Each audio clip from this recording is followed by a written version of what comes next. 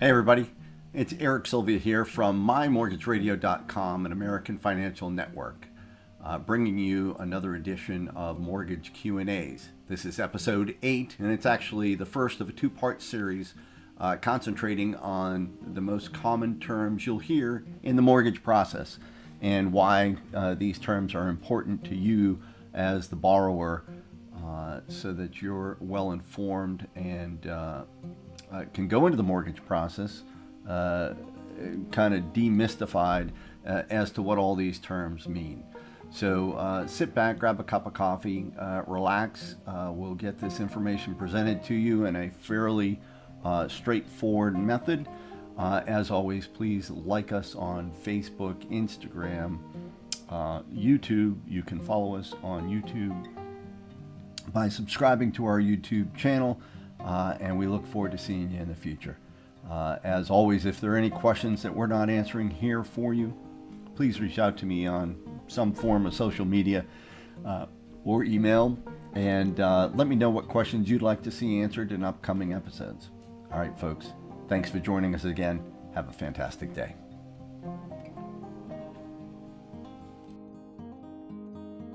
Today we're reviewing common mortgage terms, Part 1. Presented by mymortgageradio.com with myself, Eric Sylvia, at American Financial Network. Okay, folks, so why are we here today? Hopefully what we'll uncover today and talk about will simplify the process for you, demystify the process for you. I'm always amazed at one of the commercials of on TV where they say, oh, you know, what's PMI, what's LTV, I don't know what these terms are, and the vendor says, well, don't worry about what those terms are, just trust us, we'll take care of everything. And that's really not the case. You should know what all these terms are, and today we're going to provide that education so you know with confidence what all the terms related to a mortgage are. So we're going to educate you about that, and hopefully that will empower you as you move through the mortgage process, not only on maybe your first mortgage, but subsequent mortgages. If you buy perhaps rental property or you refinance your property somewhere down the road. At the end of the day, the hope is that we'll be able to save you some time and money as you go through the process, so you'll know where the pitfalls are, you'll know what to look for, what questions to ask, how to compare mortgages, and we're going to get into that next.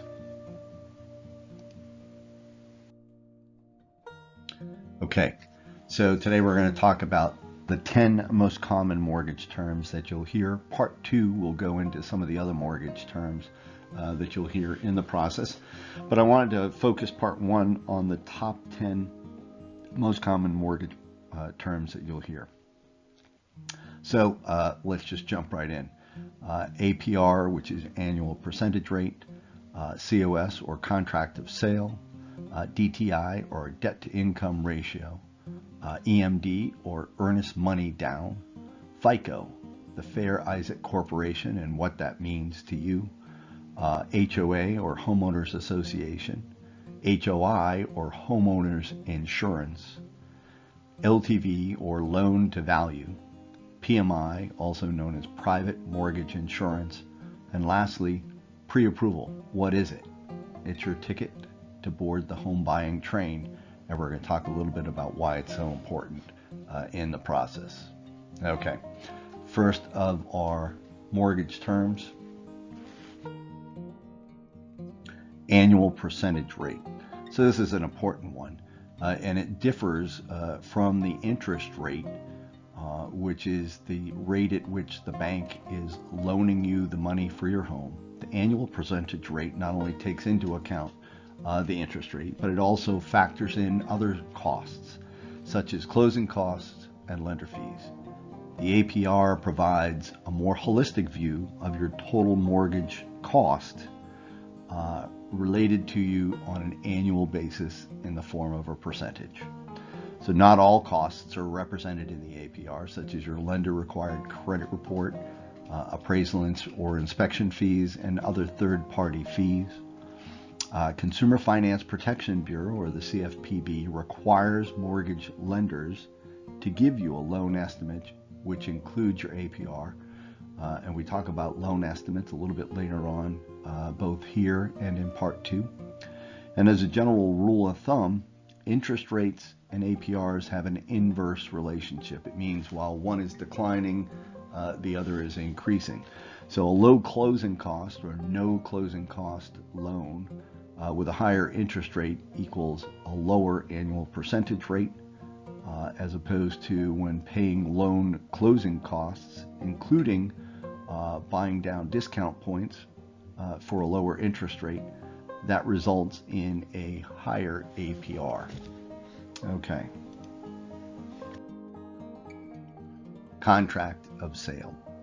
So this is one of the first steps in the buying process.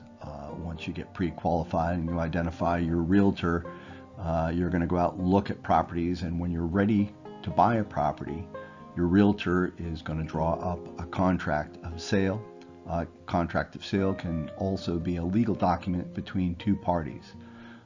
And so some general aspects or general elements of a contract of sale. The identity of the buyer and the seller are important. Sufficient description of the real property to be sold. The sale price or consideration to be paid for the real property by you, the buyer. The amount of earnest money deposit to be paid by the buyer. How much money you're putting down at the time of contract is the earnest money deposit, or EMD. Does not require a realtor to execute a contract of sale. This can be done between two private parties. However, it should be prepared by a title or estate lawyer or attorney, so that you make sure you have all the requisite legal bits in there, and you should contact an attorney before executing any contract of sale. And it does not need to be notarized in most states in order for it to be legal. It just needs to be signed by both parties. Debt to income ratio. This is a huge term, and people ask questions about debt to income ratio all the time. Really, there are two debt to income ratios that we look at. A front end debt to income ratio, which talks about just the cost of your housing, your mortgage, or your rental payment, as opposed to its comparison to your gross income. And then there's the back end debt to income ratio, which takes into account all of your revolving or installment debt, including student loans, as it relates to your gross monthly income. So we'll go right by the numbers. Debt to income ratio is your gross monthly income divided by the total monthly revolving monthly debt, which includes any mortgages or mortgage expense, including taxes, homeowners insurance, and HOA, installment loans such as car loans or maybe debt consolidation loans, student loans, credit cards, home equity lines of credit or other lines of credit that you may have, etc. Most loan types require a debt to income ratio on the back end of 46% or less, but there are some loan programs that allow you to go all the way up to 55% debt to income ratio. And you'll see this, I have it highlighted here.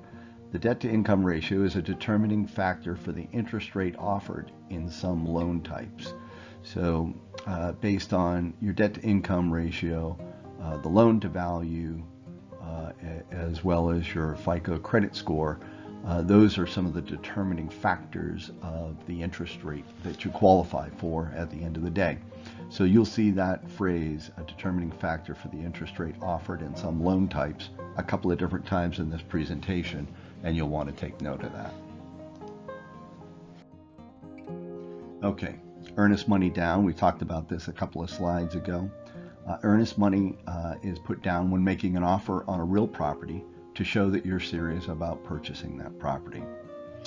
It can be as little as $1,000. A lot of realtors will ask you to put more money down to strengthen your offer on that property. It's not required. It's also known as a good faith deposit. Earnest money protects the seller if the buyer backs out. What does that mean? It means if you back out of the contract for the purchase of that home without one of the valid reasons as specified in the contract, the seller can choose to keep your EMD deposit for their time and effort in executing that contract with you. So you want to make sure when you put an offer down on a home that that's the home you're serious about purchasing.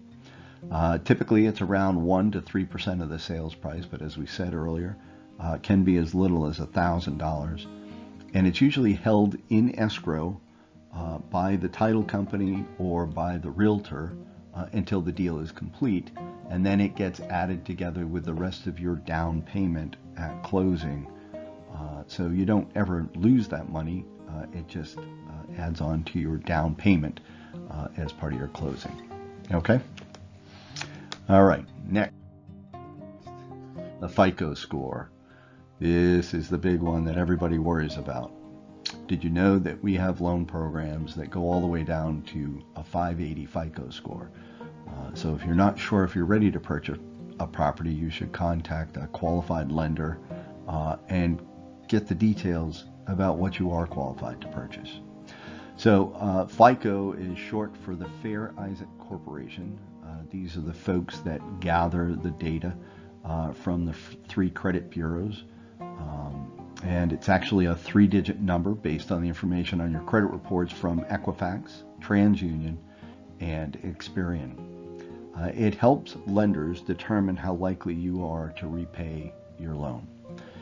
It measures how long you've had credit, how long you've been paying on various credit accounts.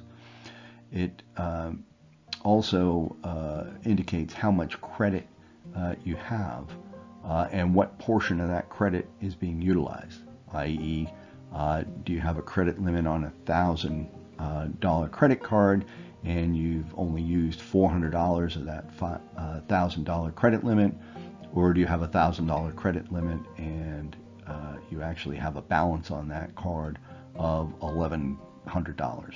So it's a good indicator of how you utilize the credit that's available to you. How much of your available credit is being used is a big portion of your FICO score. And whether or not you've paid that credit obligation on time on an ongoing basis is a huge part of your FICO credit score. And again, here's the phrase, a determining factor for the interest rate offered in some loan types. This is one of the 3 big items that we look at when determining what interest rate you qualify for.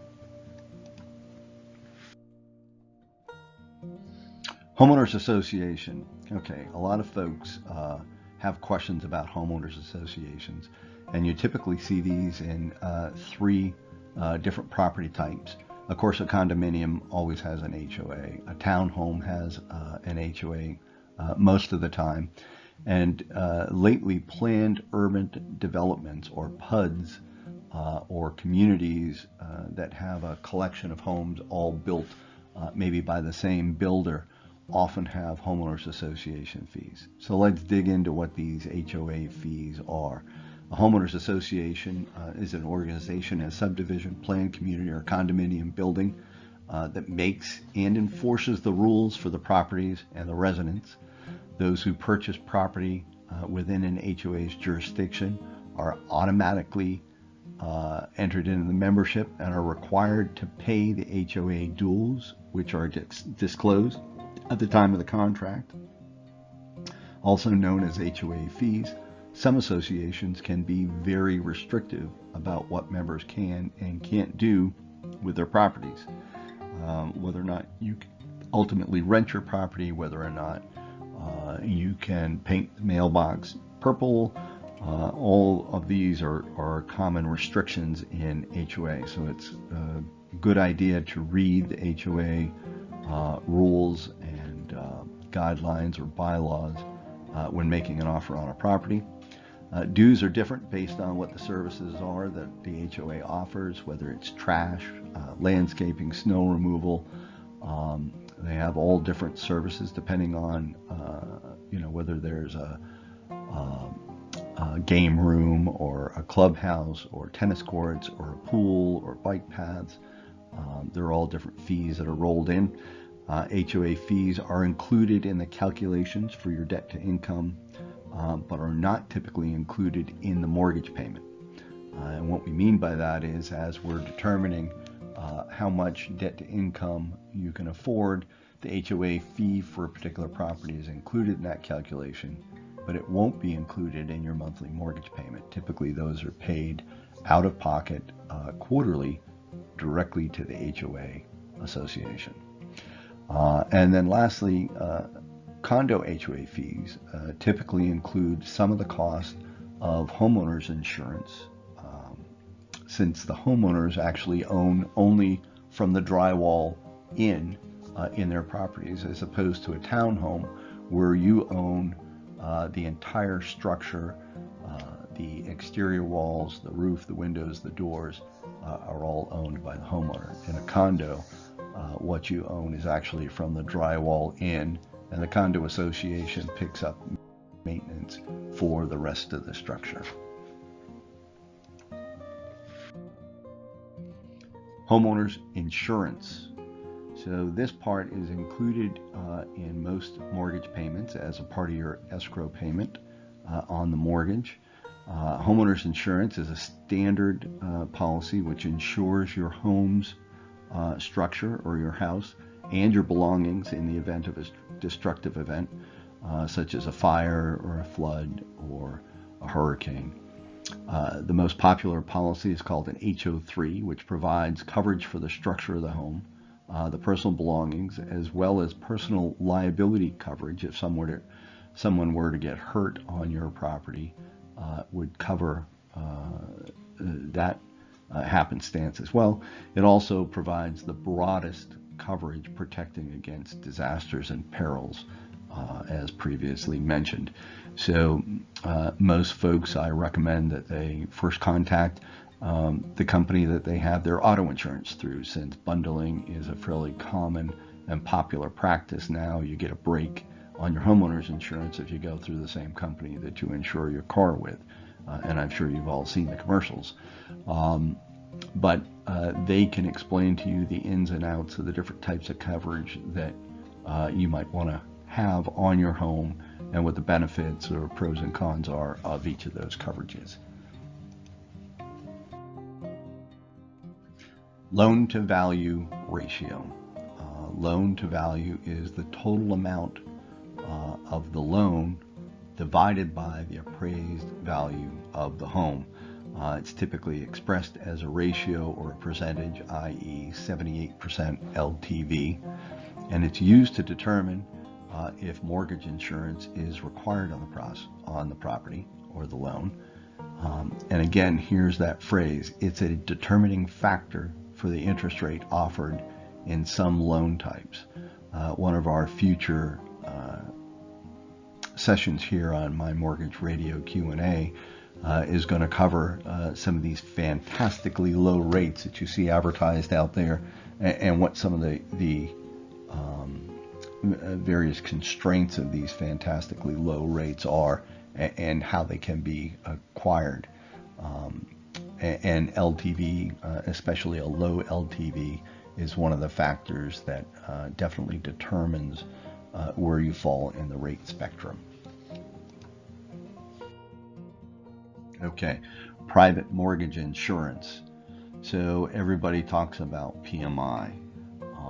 If you're looking at an FHA mortgage, mortgage insurance is included as a standard part of an FHA mortgage for the life of the FHA mortgage. That means until you retire the mortgage, refinance into a conventional mortgage, or pay it completely off. There's no getting around mortgage insurance in an FHA mortgage. In a conventional mortgage, it's called private mortgage insurance, and rather than being indemnified by the federal government, private mortgage insurance is an insurance product based on the LTV, based on the interest rate of the loan, based on your FICO credit score and your debt to income. It's a type of insurance that may be required by the mortgage lender if your down payment or loan to value is greater than 80%. PMI protects the lender against losses if you happen to default on your mortgage. And PMI, unlike the mortgage insurance on an FHA mortgage, PMI can be removed once the LTV drops below 80%. There are a number of ways to do that, and each loan servicer has different guidelines about how that mortgage insurance is removed. So you'll need to contact them directly to find out how to get your mortgage insurance removed once you reach that 80% threshold.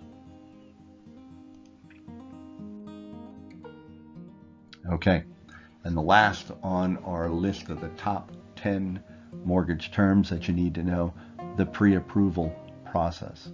So really the first step for you as a home buyer is to get pre-approved by a lender.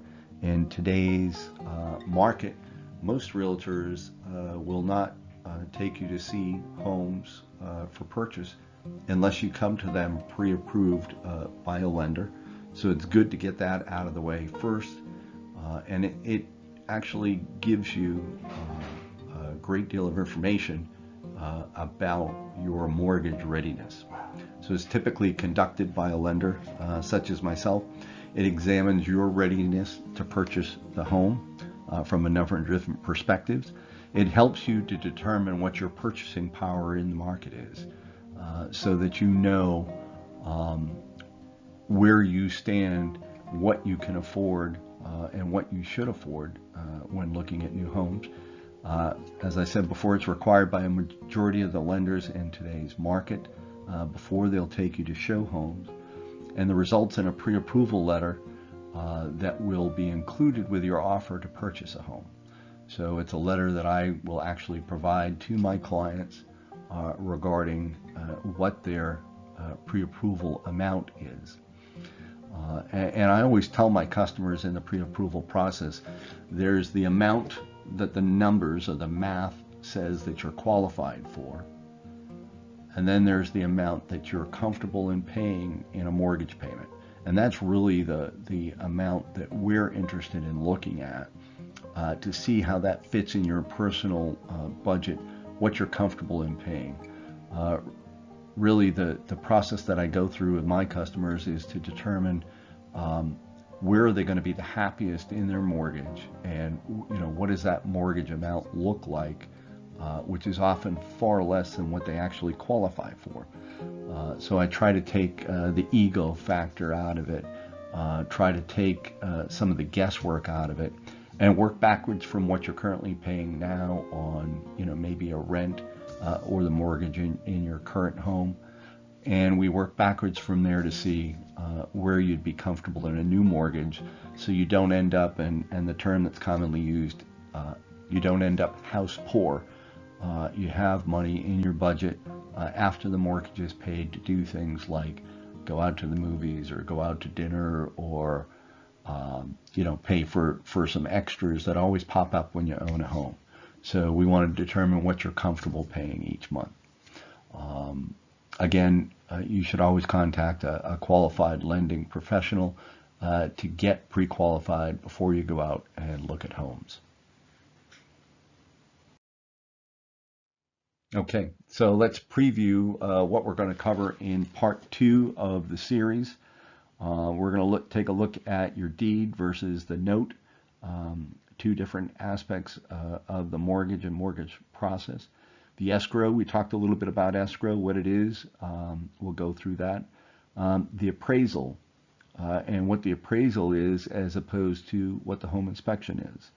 We'll talk about loan terms and what makes sense for you based on your budget. What the heck is a seller's concession? People talk about seller's concessions, and we'll talk about different types of seller's concessions so that you know. Discount points, whether they're applicable for you, whether they make sense, what exactly they are, and how best to utilize them. We'll talk about the title and the title work involved in your mortgage, as well as take a look at some various loan types like balloon loan, adjustable rate mortgage, or your standard fixed rate mortgages, either conventional or some of the government provided packages like USDA, VA, or FHA mortgages. Please tune in. Folks, thank you very much. Again, this is mymortgageradio.com and Mortgage Q&As. Please follow us on Instagram, Facebook, Indeed, and LinkedIn, and see all of our various YouTube videos there, which you can subscribe to as well. We always appreciate when you share, comment, and provide feedback. If there are questions or mortgage terms we haven't talked about, shoot me a note on any one of those platforms, and I'll be happy to answer those questions in an upcoming edition of My Mortgage Radio Mortgage Q&As. Thanks again, folks, and have a blessed day.